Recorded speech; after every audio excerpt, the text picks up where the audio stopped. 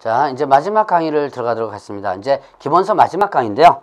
자, 여러분들 교재에 보면 258페이지에 대리권의 매수 신청 대리 257페이지가 이제 시작이죠. 257페이지에 맨청 대리 부분. 자, 맨청 대리 부분에서 이제 대법원 규칙과 관련된 부분입니다. 자, 그러면 이 대법원 규칙은 그럼 언제 적용하느냐? 자, 여러분들 저기 공인중개사법 제14조와 관련된 부분 있죠? 공인중개사법 14조와 관련된 부분에서 일단은 경매, 공매 부동산에 대한 권리 분석, 취득 알선, 매수청 대리 부분이 있습니다. 자, 여기서 경매에 대한 다른 건 필요 없어요. 경매에 대한 권리 분석할 때도 필요 없고요. 공매에 대한 알선할 때도 취득 알선할 때도 필요 없고, 자, 공매에 대한 대리할 때도 필요 없습니다. 자, 뭐 할 때만 필요하다?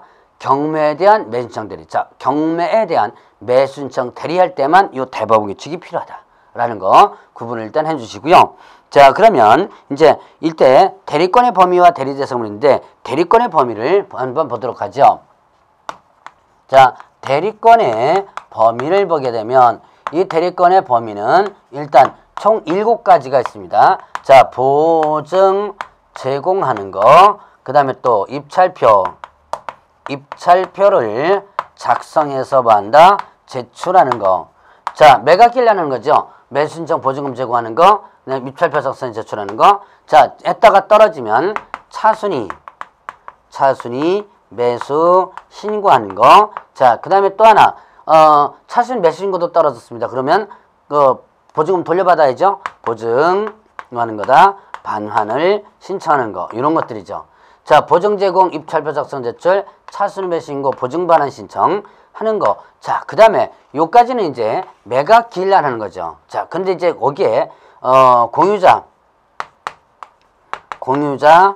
우선 매수 신고와 매수 신고, 그 다음에 또 부도 임대주택에 대한 임차인에 대한 우선 매수 신고와 관련된 부분도 할 수 있고요. 자, 그리고 이렇게 우선 매수 신고가 있다면 차순위는 최고가는 차순위 떨어지는데 그 차순위에 대한 뭐를 지위를 포기하는 것까지, 지위 포기하는 것까지 들어갈 수 있다. 자, 앞에 4가지는 일단 저번 시간부터 해서 경매 절차에서 배웠습니다. 매각 기일날 하는 것이고요. 자, 이제 공유자 우선 매수 신고와 부도 임대주택에 대한 우선 매수 신고를 한번 봐야 될 텐데, 자, 이거는 이미 여러분들이 앞부분에서 교재에 나온 건데요. 제가 한번 여기서 설명하려고 좀 건너뛰었습니다. 자, 351페이지를 한번 보시기 바랍니다. 351페이지 보니까 자, 우선 매수 신청이라는 것이 있죠. 그거를 거기 한번 보세요. 거기 보니까 부도 임대주택의 경매에 대한 특례와 공유자 우선 매수권이라는 거 있죠. 거기에 대해서 한번 살펴보도록 하죠. 자, 이건 이제 경매와 관련된 부분이기도 하고 한데요.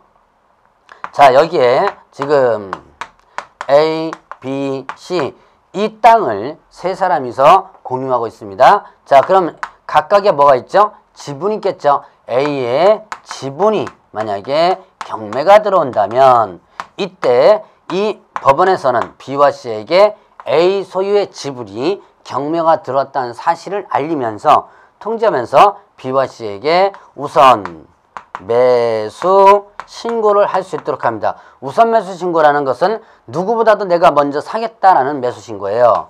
자, 그럼 이렇게 우선 매수 신고가 있다면 다른 최고가 있어도 얘한테 먼저 팔아요. 자, 그럼 우선 매수 얘한테 왜 먼저 파느냐? 일단 공유물을 소유하고 있고 공유 지분을 먼저 가지고 있기 때문에 얘한테 먼저 파는 거죠. 자, 그럼 어떤 가격이냐? 우선 매수 신고라는데 내가 써낸 가격이 아니라 자, 최고가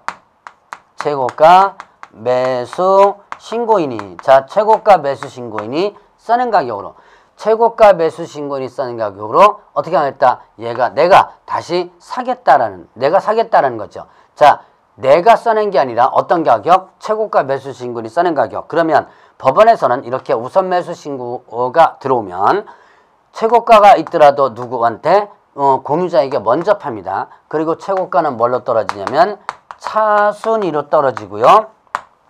차순위 매수 신고를 본다 그럽니다. 그리고 차순위에 대한 지위를 포기할 수가 있어요. 왜냐? 이때 이 차순위는 내가 원해서 차순위가 된 게 아니죠. 그렇기 때문에 그 차순위에 대한 지위를 포기할 수 있는 이런 제도가 있습니다.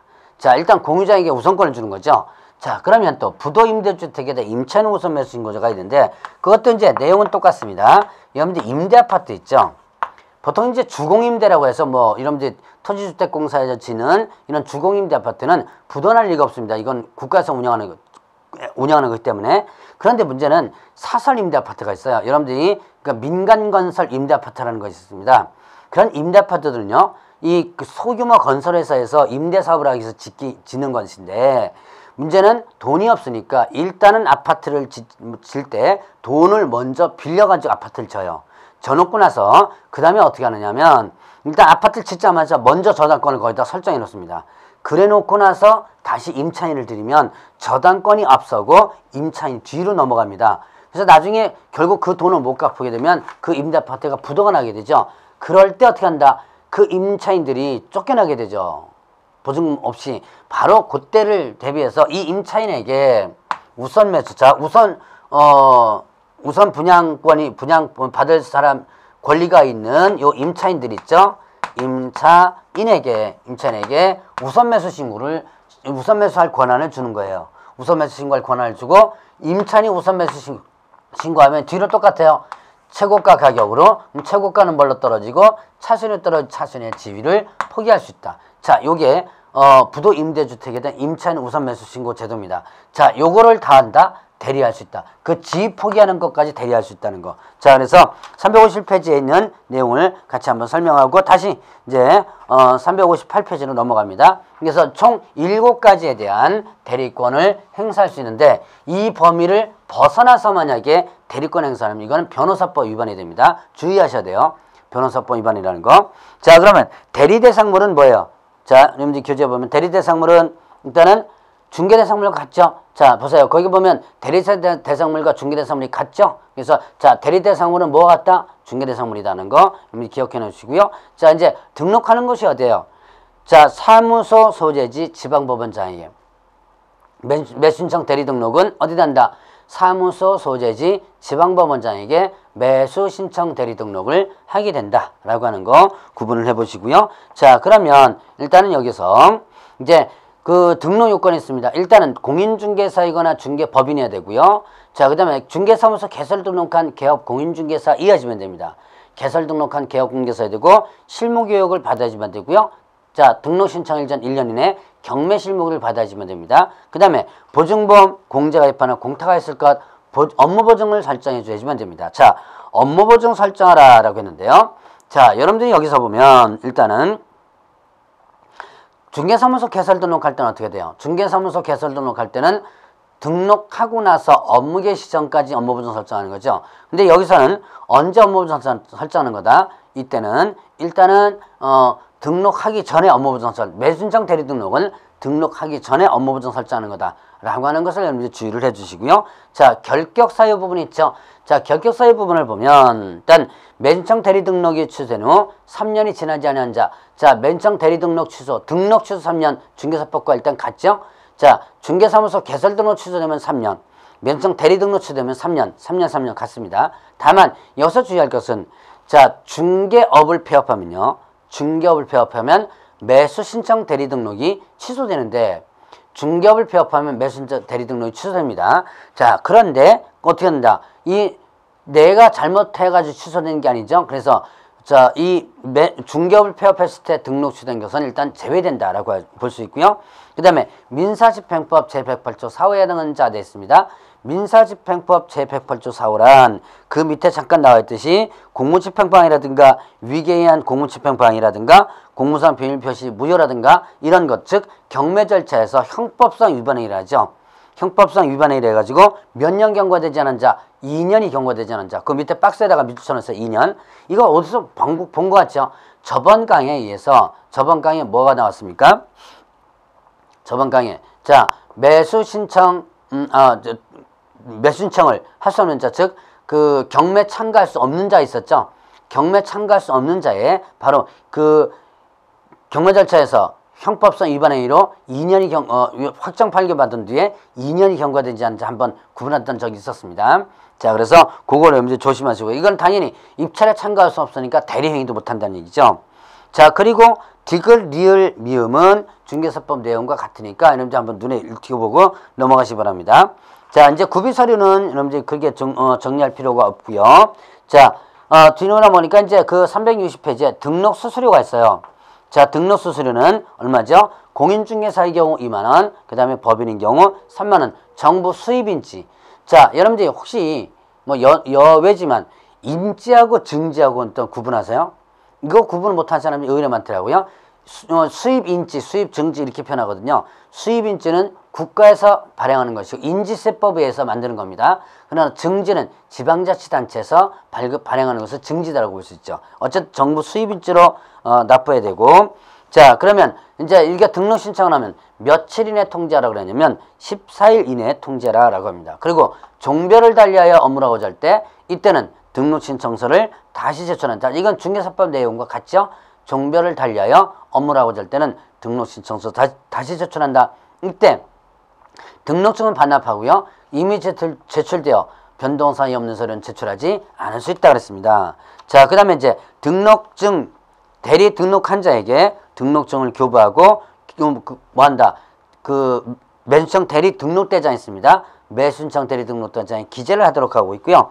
이때 등록번호는 어떻게 한다고 그랬어요? 법원별 고유번호 2자리 숫자, 서기년도 뒤에 2자리 숫자, 그 다음에 진행번호 아라비아 숫자로 표시하고 진행번호는 등록증을 발급한 시간 순서에 따라서 1년 번호를 부여한다라고 했었죠.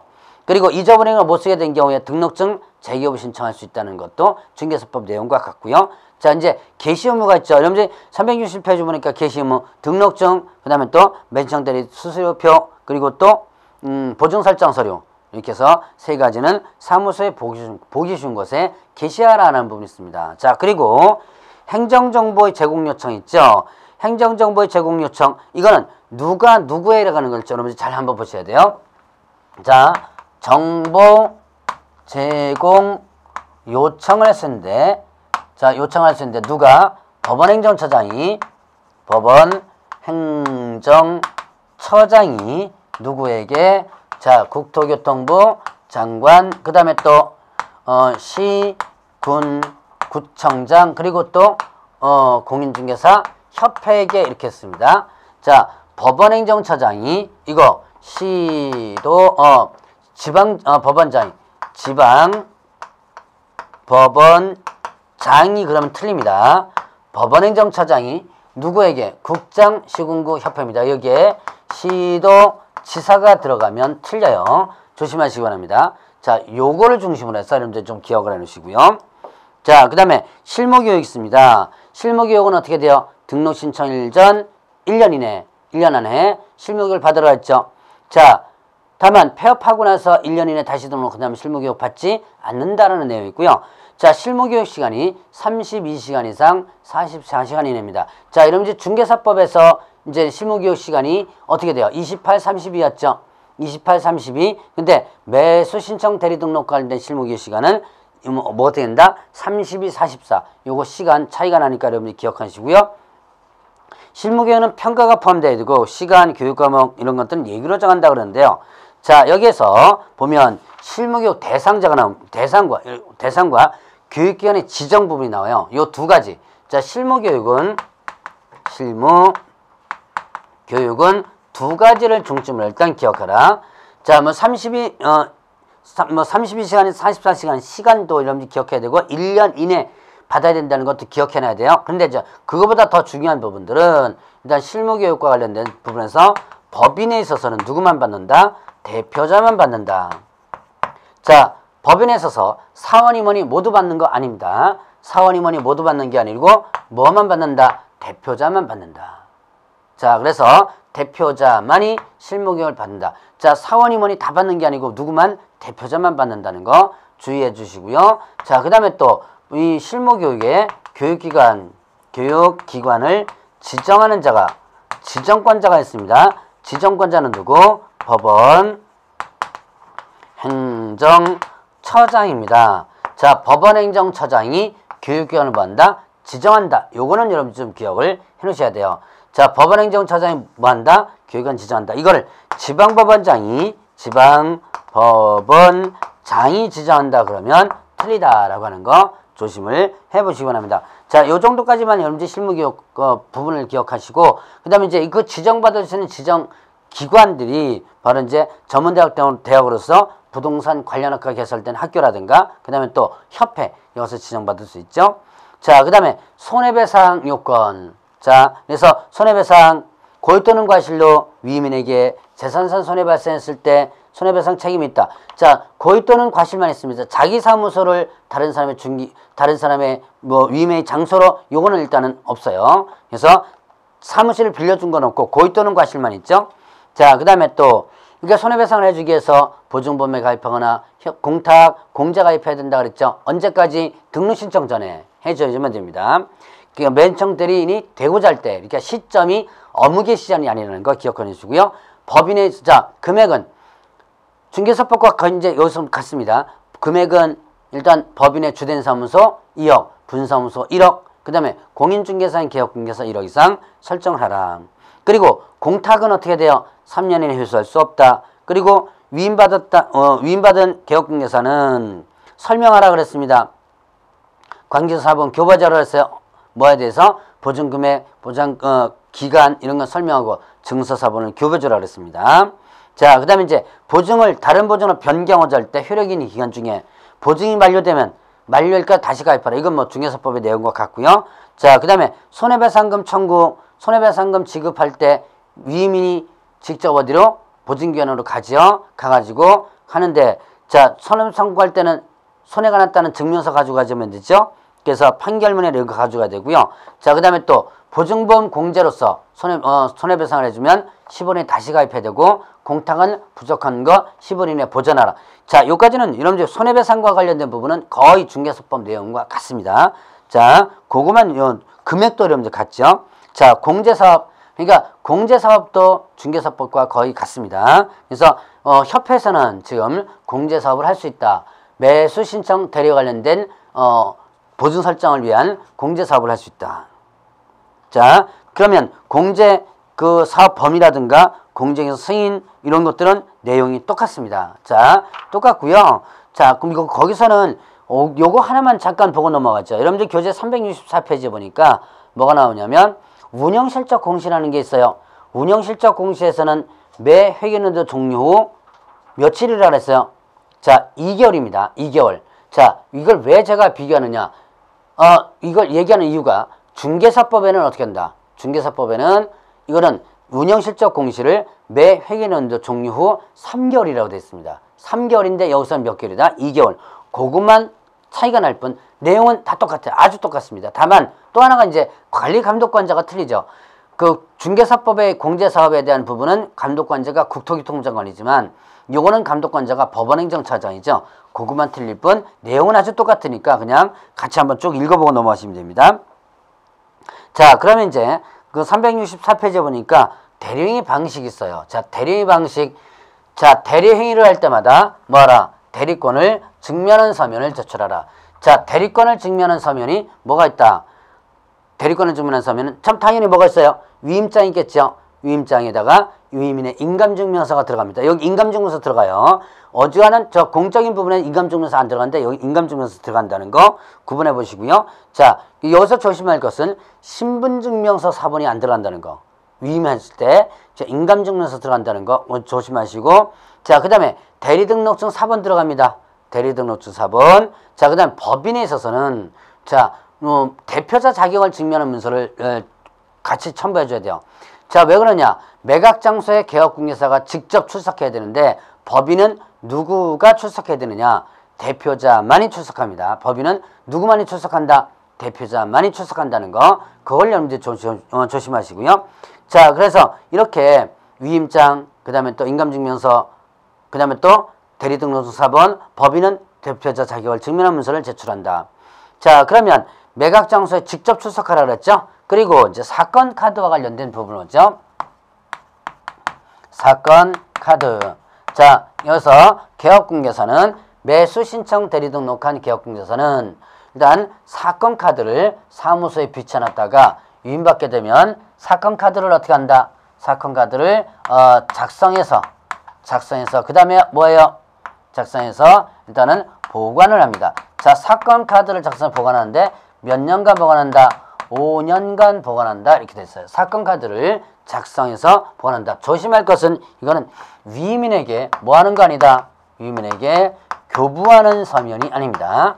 사건 카드는 작성해서 보관만 하는 것이지 위민에게 교부하는 서면은 아니다. 라고 하는 거 조심하시고요. 자, 사건 카드를 작성해서 서명 날인할 때는 뭐 써라? 중개사법에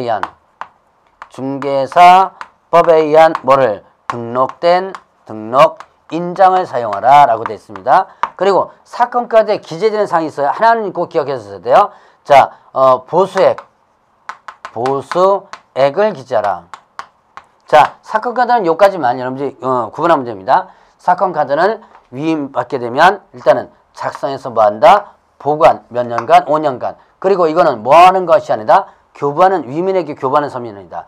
그리고 사건 카드는 중개사법에 뭘 사용한다? 등록된 장 사용하고요. 사건 카드는 보수액을 기재한다. 자, 그럼 이제 사건 카드에 뭐 기재되는 사항이 여러 가지가 있어요. 위민의 주소 성명부터 시작해서 다 기재가 되는데 그거 기억 안 해도 좋으니까 뭐만 기억하라. 보수액. 왜 보수액? 매주정 대리 수수료 실비 금액을 기재하라 그랬죠. 왜 그러냐면 이걸 중개사법에는요. 중개보수와 관련된 부분에 대해서는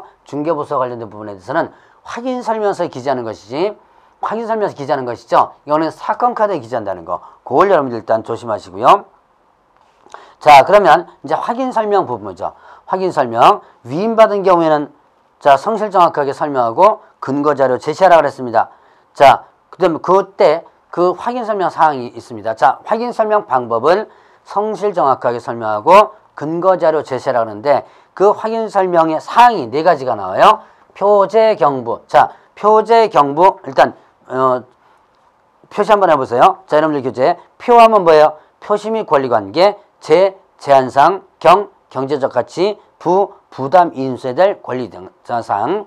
그래서 표제경부 4가지에 대해서 뭐한다? 확인설명을 하여튼 4가지 기억해 놓으시면 됩니다. 확인설명사항. 자, 그러면 이렇게 확인설명을 했습니다. 그럼 이제 위임계약이 체결되면 확인설명서를 작성합니다. 그래가지고 교부해줘요. 위민에게 교부해주고 그 다음에 보관합니다. 자, 보관까지 있어요. 몇 년간 보관한다? 5년간 보관한다 이렇게 됐어요. 자, 확인설명서를 작성해서 교부하고 뭐한다? 보관한대. 몇 년간 보관? 5년간 보관. 근데 5년간 보관하는데 왜 5년간이냐? 이유가 있어요. 사건 카드에 뭐 가지고 철려가지고 자, 사건 카드에 철려가지고 5년간 보관을 한다. 자, 사건 카드에 철해서 5년간 보관하는데 자, 여기에서는 여러분들이 자, 중개사법의 확인설명서는 몇 년간 보관이었죠? 이거는 3년간 보관이었죠. 그런데 여기서는 몇 년간 보관이다? 5년간 보관한다라는 거 구분을 일단 해놓으시고요. 자, 그러면 이제 확인설명서와 관련된 부분은 여기서 마찬가지로 중개사법에 의한 등록된 인장을 뭐한다? 사용을 한다라는 거 구분해 보시기 바랍니다. 자, 그러면 이제 뒤로 넘어가시면 여러분들 교재 이제 수수료 실비와 관련된 부분 나오죠. 수수료 실비. 자, 위민으로부터 여기서 정한 수수료율 범위 내에서 소정의 수수료 받고요. 들어가는 비용에 대한 실비 받을 수 있습니다. 자, 그리고 위임계약 전에 우리 수수료 얼마 받습니다. 실비 얼마 받습니다. 설명을 해줘야 되고요. 자, 그리고 이제 수수료를 받게 되면 영수증을 작성해서 자, 이제 중개 수수료에 대한 뭐를 여기 있는 실비도 마찬가지예요. 뭘 하라? 수수료 실비에 대한 영수증을 작성해서 위민에게 뭐 한다? 교부를 해줍니다. 작성해서 위민에게 교부해 주는데 이때 자, 뭐 규정이 없다? 보관 규정이 일단 없습니다. 그리고 수수료 실비 영수증과 관련된 부분은 마찬가지로 중개사법에 의한 뭐를 등록된 인장을 사용하도록 하고 있습니다. 자, 보시죠. 여기서 보면 지금 3가지 매수 신청 대리와 관련된 대법 규칙에서 세 가지를 일단 구분을 해보셔야지만 됩니다. 서면 세 가지는 꼭 기억해놔야 돼요. 사건 카드와 확인 설명서와 그 다음 수수료 실비 영수증. 자, 위임인에게, 자, 사건 카드는요, 작성해서 5년 동안 보관하는 건데, 위임인에게 뭐 하는 건 아니다? 교부하는 건 아니다. 자, 그 다음에 확인 설명서와 관련된 부분, 작성해서 교부, 보관까지가 어떻게 돼요? 다 들어가 있죠. 그리고, 수수료 실비 영수증과 관련된 부분, 자, 작성해서 뭐 한다? 교부하는데 뭐는 아니다? 보관하는 건 아니다. 라고 하는 거, 이걸 여러분이 조심을 해주시고요. 자, 이 세 개 다 공통적으로 등록된 인장 사용하라. 특히 사건 카드에는 보수액이 기재된다는 거 여러분이 기억을 해놓으시기 바랍니다. 그러면 이제 수수료 어떻게 받느냐 하는 부분이죠. 자, 수수료와 관련된 부분 상담 및 권리분석 수수료가 50만 원 안에서 협의해서 결정한다고 그랬습니다. 50만 원에서 협의해서 결정하는데 단 4개사 부동산에 대해서 일괄 매각하는 경우는 3개를 초과하는 것부터 5만 원씩 더 받을 수 있고 또 여러 개의 부동산을 개별 매각할 때는 각 부동산별 5만 원씩 더 받을 수 있다. 이렇게 됐습니다. 자, 그러면 일괄 매각과 개별 매각이 뭐예요? 자, 이거는 간단하게 그 용어만 잠깐 보죠. 자, 5개의 부동산이 있습니다. 이게 누구 거냐면 A 거예요. 갑이라는 사람이 이 A를 대상으로서 5개에 대해서 부동산을 한꺼번에 경매를 신청했습니다. 갑이라는 사람이 A의 부동산 하나, 둘, 셋, 넷, 5개. 5개는 한꺼번에 묶어서 경매를 신청한 거예요. 이건 이제 A가 채무자겠죠. 갑의 채무자겠죠. 그때 이때 일괄 매각이란 이거를 B에게 직접 파는 것이 5개를 한꺼번에 파는 것이요. 이걸 일괄 매각이라고 그러고요. 자, 그러면 개별 매각은 뭐냐? 이거는 물건을 따로따로 찢어가지고 자, 여기는 B, C, D, E, F 이런 식으로 따로따로 파는 거예요. 이게 뭐가 된다? 개별 매각이다. 그래서 일괄 매각하는 경우는 4개를 초과하는 것부터 시작해서 자, 3개를 초과하는 4개 이상 부동산이니까 3개를 초과하는 것부터 시작해서 3개 초과 둘 남죠? 거기다 5만 원씩 더 받을 수 있다. 그러니까 총 일괄 매각하는 경우는 이때는 어떻게 되는 거예요? 50만 원에 5만 원씩 5만 원, 60만 원 더 받을 수 있고 그 다음에 이걸 5개를 개별 매각하는 것을 조사 분석한다 라고 한다면 어떻게 된다? 여기에 50만 원에다가 각각 하나씩 5만 원씩 더 받을 수 있다고 그랬죠? 1부동산당 5개 부동산 한꺼번에 분석해 놓으면 25만 원이 더 추가된다 라고 볼 수 있는 거죠. 자, 그래서 이렇게 상담 및 권리분석 수수료 50만 원 범위에서 받을 수 있고 일단 매수청 대리 수수료가 있습니다. 매각 허가 결정이 확정되어서 매수인이 됐어요. 자, 매각 허가 결정이 확정되어서 매수인이 됐다면 감정가 1% 이하 또는 최저 매각가 1.5% 안에서 협의해서 결정한다. 자, 감정가 1% 이하 또는 최저 매각 가격이 1.5% 이하 범위에서 합의해서 정한다. 감정가 1, 최저 매각 1.5 이렇게 되죠. 왜 그러냐? 유찰이 되면 최저 매각이 어떻게 떨어지는 부분 나오죠. 그래서 그렇기 때문에 여기서는 1.5 이렇게 돼서 나오는 부분입니다.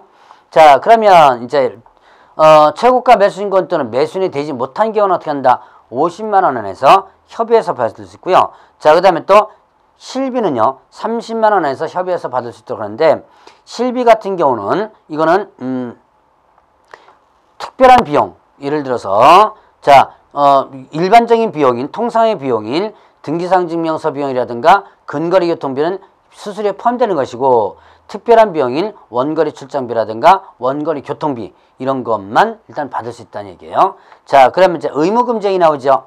자, 신의성실무와 비밀준수 의무, 질서유지 의무가 나옵니다. 신화성실로서 공정하게 중개행위, 매수신청 대리 업무를 수행해야 된다. 여기서는 누구만이에요? 개업 공인중개사입니다. 여기 소속공개사 들어가면 안 돼요.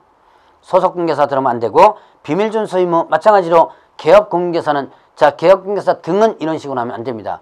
매수신청 대리 부분에서는 무조건 누구만 개업 공인중개사로 들어가는 것이고요. 질서유지 의무도 마찬가지죠. 자, 그러면 신고 의무가 있는데 신고 의무는 자 6가지와 관련된 부분으로서 정리를 해보죠. 신고 의무는 자 사유 발생 일로부터 며칠 10일 이내 하는 거죠. 10일 이내 사무소 이전하게 되면 휴업하게 된다면 그 다음에 폐업하게 된다면 그리고 취소당하면 그리고 정지당하면 그리고 분사무소를 설치하게 되면 이렇게 됐어요. 자, 사무소 이전은요. 이전한 날로부터 10일 이내. 자, 이전 후 지방법원장에 신고합니다. 그리고 그 절차는 내용이 공인중개사법 내용과 아주 똑같습니다. 지방법원장이 신고하는 건데 이전 후 지방법원장. 자, 이전 후에 등록관청 대신에 이전 후 지방법원장. 요거만 틀릴 뿐 내용이 아주 중개사법 같고요.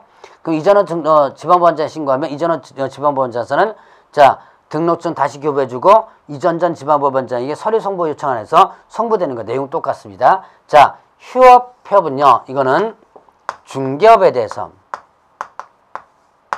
자, 중개업에 대해서 휴업한 때, 폐업한 때 신고하도록 하고 있습니다. 자, 이거는 사후 신고래요. 사후입니다. 자, 이거는 뭐다? 사후 신고가 된다. 자, 공인중개사법에서는 중개업을 휴업하고자 할 때, 중개업을 폐업하고자 할 때 신고하라 그랬죠. 그런데 자, 여기서 법원 규칙에서는 중개업을 폐업한 때 뭡니까? 중개업 휴업한 때, 폐업한 때 한때 며칠 이내 11일에 신고하라. 그래서 사후 신고가 된다는 거. 그걸 여러분들이 중점적으로 좀 기억을 해주고 그 외에 취소 정지 분사무소 설치했을 때도 당연히 일단은 신고하라 라는 부분이 있습니다. 자, 그 다음에 이제 의무와 금쟁이가 있죠. 이제 금쟁이가 있는데 금쟁이는 금지 행위는 여러분들이 좀 기억을 해내야 될 부분들이 몇 가지가 있죠. 자, 이중 등록을 금지하고요. 그 다음에 직접 매수 신청하는 행위 금지합니다. 그 다음에 또 이중 대리 금지하고요. 등록증 양도 대여하는 걸 금지하고 다른 기업공개사의 명의를 사용하는 것을 금지하고 그 다음에 또 경매 입찰을 뭐한다? 방지하는 것을 금지한다. 자, 그 다음에 또 허위 기재하는 거. 어디다 허위 기재하는 거? 사건 카드와 사건 카드, 그 다음에 또 확인 설명서에 허위 기재하는 거, 필수적 기재사항을 누락하는 거 금지하고요. 그 다음에 또 다른 법 위반한 것도 금지한다 그랬어요. 자, 보죠. 이중 등록과 양도 대여를 잘 보세요. 자, 이건 금쟁이는 상대 등록 취소입니다. 자, 상대 등록 취소가 되는데 여기에서 이중 등록과 양도 대여는 중개사법에서는 어떻게 돼요? 절대 등록 취소 형벌 1-1이죠. 근데 대법원 규칙에서는 이중 등록과 양도 대여가 상대 등록 취소고요. 금쟁이로서. 그리고 또 이건 형벌이 없습니다. 그거 조심하시고. 자, 그 다음에 직접 매수. 이건 뭐냐면 매수 신청 대리인된 사건에 있어서 매수 신청으로서 매수 신청하니 매수 신청 대리인된 사건. 내가 위임받았죠. 근데 내 명의로 직접 했다면 이게 직접 매수가 되고 동일 부동산에 대해서 서로 이해관계가 다른 2인 이상의 대리행위를 받는 거. 자, 이 하나의 부동산 가지고 A로부터도 위임받고 B로부터도 위임받았다면 이게 바로 뭐가 된다? 이중 대리가 된다. 자, 어차피 한 사람 떨어져 나가겠죠. 이건 이중 대리에 해당되고. 자, 그 다음 양도대여.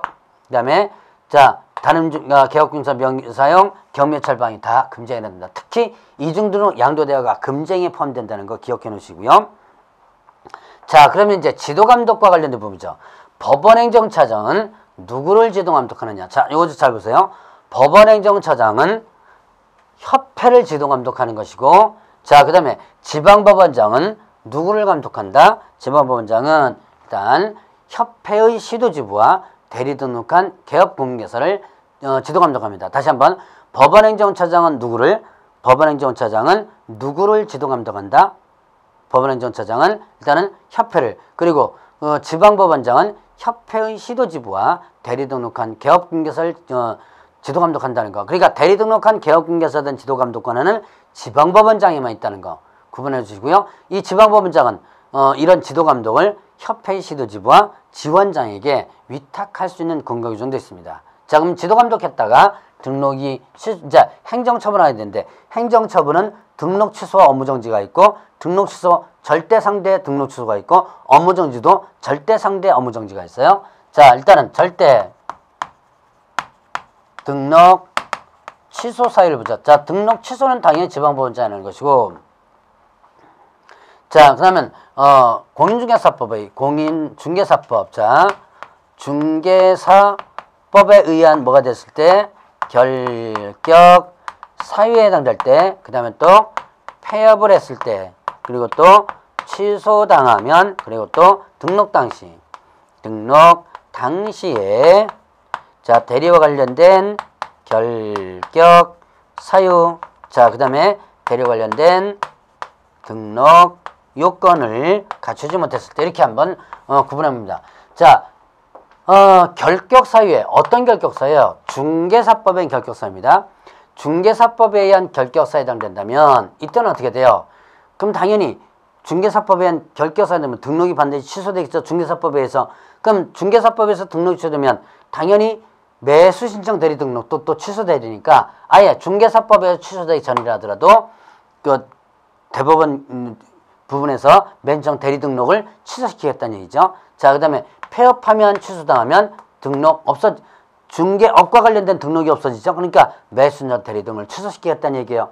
자, 이때 폐업하면 등록은 취소되더라도 결격서 3년은 적용하지 않겠다는 거 앞부분에서 배웠죠. 자, 그 다음에 이제 등록 당시에 대리와 관련된 결격사유, 대리와 관련된 등록 요건을 갖추지 못했습니다. 근데 이렇게 하면 당연히 어떻게 돼요? 등록이 안 되겠죠. 근데 그걸 미처 발견하지 못하고 등록을 해줬다. 자, 미처 발견하지 등록을 해줬다라고 한다면 어떻게 된다? 이때는 나중에 이거 발견했을 때 등록이 반드시 어떻게 돼요? 취소되는 효과가 발생되죠. 자, 그 다음에 상대 등록처를 보죠. 근데 등록 취소. 상대 등록처는 제가 한 4가지 정도를 체크할 겁니다. 그걸 중심으로 일단 여러분들이 기억하면서요. 상대 등록처는 또 절대 업무 정지에 해당되는 부분인데 자, 등록 후에 자, 대리와 관련된 결격 사유 그 다음에 또 대리와 관련된 등록 요건을 갖추지 않았습니다. 자, 그 다음에 또 사건 카드 관련 부분을 입원했을 때 확인 설명서와 관련해서 입원했을 때 그 다음에 또 수수료 관련 입원했을 때 그 다음에 비밀 준수와 관련 입원했을 때 그 다음에 집행관 명령 위반과 관련 입원했을 때 그 다음에 금지 행위를 했을 때 그 다음에 또 최근 1년 이내에 2회 이상 자 2회 이상은 조금 있다고요. 자, 지도감독상 명령이 입원했을 때 그리고 또 2회 이상 뭐 받고 보행이 이상 자, 업무정지를 받고 그 다음에 또 업무정지 행위를 했을 때 자, 보죠. 여기서 한번 보면 등록 후에 대리와 관련된 결격사유 등록 후에 등록 요건을 갖추지 않았을 때 자, 이거는 등록 당시에는 괜찮은데 등록 후에 대리와 관련 결격사유 대리와 관련 등록 요건이 안 됐습니다. 그러면 어떻게 한다? 등록이 취소될 수 있다. 자, 그러면 이제 절대 등록처 보죠. 절대 등록처는 등록 당시부터 있었죠. 이런 게 그러면 절대 등록처가 되고 등록 후에 이렇게 된다면 상대 등록처예요. 자, 구분합니다. 등록 당시라고 하면 뭐다? 절대 등록처고 등록 후라고 하면 뭐다? 상대 등록처다 라고 하는 거 구분해 보시고요. 그 외에 이제 사건과도 관련 선의설명, 수수료, 비밀준수, 재판 명령 위반, 금쟁이도 이것도 상대 등록처죠. 자, 금쟁이. 자, 그래서 제가 이제 상대 등록처는 등록 후, 그 다음에 금쟁이, 그리고 지도감독. 이 지도감독 부분이 왜 그러냐? 이거는 상대 업무 정지예요. 상대 업무 정지. 자, 원래 상대 등록처는 절대 업무 정지라고 그랬죠. 근데 지도감독 위반만큼은 상대 등록처면서 상대 업무 정지에 해당되고 자, 2회 이상 이것도 좀 기억해놔야 돼요. 2회 이상 업무 정지 받고 업무 정지 행위. 요거는 중개사법에서는 절대 등록 취소죠. 그런데 이거는 뭐다? 여기에서는 상대 등록 취소가 된다는 거. 그걸 여러분이 좀 조심해서 요거 등록 후 금쟁이 지도감독 위반 2회 이상 요걸 중점적으로 해서 기억을 해 놓으시고요. 자, 그러면 이제 절대 업무 정지 보죠. 절대 업무 정지. 이때 업무 정지 기간은요. 절대나 상대 업무 정지나 모두 1월 이상 그 다음에 또 2년 이내에서 자, 절대 업무 정지는 1월 이상 2년 이내. 자, 절대건 상대건 업무 정지는 무조건 1월 이상 2년 이상인 것이고 절대 업무 정지는 휴업을 했을 때 그 다음에 정지당했을 때 그리고 상대 등록 취소. 상대 등록 취소는 뭐다? 절대 업무정지죠. 다만 뭐 빼고 지도감독상 명령 빼고 지도감독은 절대 업무정지가 아닌 상대 업무정지죠. 자, 뭐 절대 업무정지는 일단 간단한 요것까지만 한번 구분을 해보고 넘어가시면 됩니다. 자, 그러면 이제 이렇게 해서 행정처분과 관련된 부분을 봤는데 상대 업무정지는 일단 보지 않으셔도 됩니다. 자, 현재 371페이지 보니까 행정처분 절차를 보면 자, 처분 내용 등을 서면으로 통지하라 그러고요. 10일 이상의 기간을 정해서 의견 진술 기회를 부여합니다. 그러니까 여기서는 청문하는 게 아니에요. 등록 취소돼도 청문하는 것이 아니라 의견 진술 기회를 부여를 하게 된다. 자, 그리고 행정처분 관리대장이 기재해서 하도록 하고 있고요. 등록 취소되면 등록증을 반납하라 그랬습니다. 자, 그리고 7일 내에 반납하죠. 그리고 이제 명칭이나 법원의 휘장 표시하는 걸 금지하라. 자, 그래서 사무소 명칭이나 간판에 자, 지명 등 고유한 지명 등을 제외하고는 법원이라는 명칭 쓰면 안 됩니다. 고유한 지명 등을 제외하고는 법원이라는 명칭 쓰면 안 되고요. 자, 그 다음에 또 간판을 제거하라 그랬습니다. 그래서 개혁국에서는 등록 취소되면 어떻게 돼요? 대리업무 관련된 표시 등을 제거하라. 그 다음에 또 업무정지 처분받는다면 업무정 사실을 추님 표시하라. 자, 다시 한번 등록 취소되면 사무소 내부에 표시 등을 제거하라 그랬죠. 자, 그 다음에 업무정지 받으면 표시하라. 자, 등록 취소는 제거고 그 다음에 업무정지는 표시하라 라는 거죠. 자, 이렇게까지 해서 지금 현재 이제 공유조사 법령 및 중개실무에 대한 부분을 이제 기본 강의를 다 마쳤습니다. 이런 기본 강의를 어느 정도 여러분들 듣고 나서 또 교재를 한 2번 정도 읽고 나서 그리고 나서 문제풀이 교재로 들어가시면 됩니다. 자, 그럼 이제 문제풀이 시간에 뵙도록 하겠습니다.